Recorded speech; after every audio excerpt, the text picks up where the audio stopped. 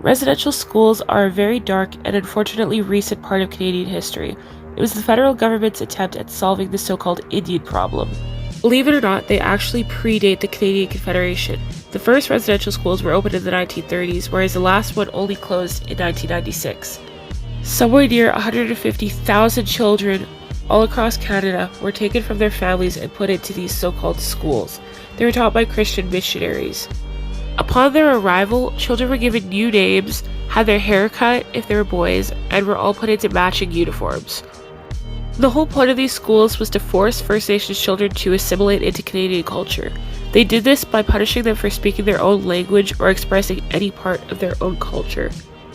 Many of the survivors of these schools suffered horrific emotional and physical abuse. Many children actually died in their care, and those who did make it back were never the same. They framed their intentions in a way that appealed to the parents and the general Canadian public.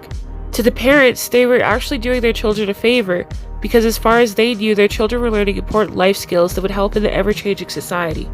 They covered up the actual horrors quite well. The general public had no idea what was actually going on inside of these schools.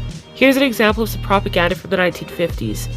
Principal Eric Barrington dispenses first aid among his many other duties. He heads one of Canada's 69 Indian residential schools, scattered in key locations as far north as the Arctic Circle.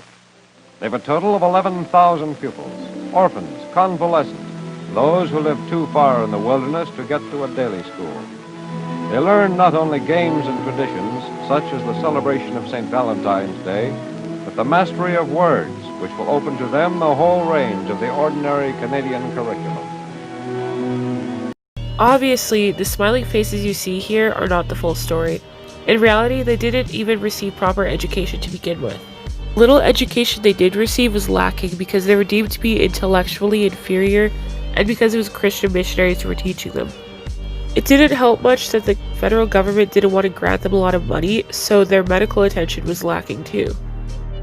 As for quotes from survivors, Daniel Kennedy, who went to Qu'Appelle Residential School from 1886 to 1891, said, "If this was civilization, I wanted no part of it." John Tutusis, who went to Delmas Residential School, said, "They washed away practically everything from our minds, all the things an Indian needed to help himself, to think the way a human person should in order to survive."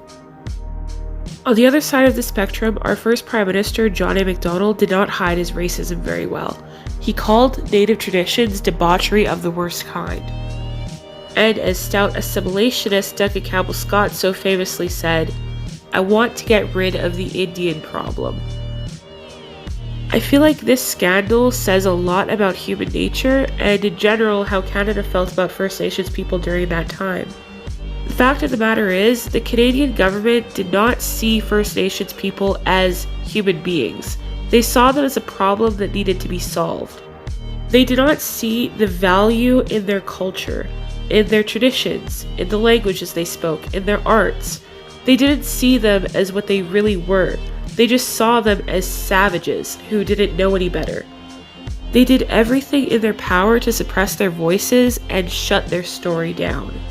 The saddest part is this is not the only and worst thing that the Canadian government did to First Nations people during that time period. They also did something called the 60s scoop, where they kidnapped a lot of Indigenous children and put them into white families to be raised. As a direct consequence from this, a lot of their languages and oral histories have been lost to time, and a lot of Indigenous people today don't even know their heritage.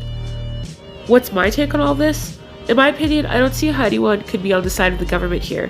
The abuse and generational trauma that was endured by the survivors of these schools is completely inexcusable and just ties into the institutionalized racism that our country was built upon. The fact of the matter is, no race is superior to one another. We are all human beings and are all equally worthy of basic compassion and human decency. The federal government truly had no right to take these kids away from their families and force their beliefs onto them. From a basic moral standpoint, there is no ethical justification for this. For whatever reason, the federal government hated First Nations culture so much that they made every single attempt to kill it. Nowadays, the Canadian government has thankfully changed their stand on this. They don't follow the same ideals that they did in the 19th century.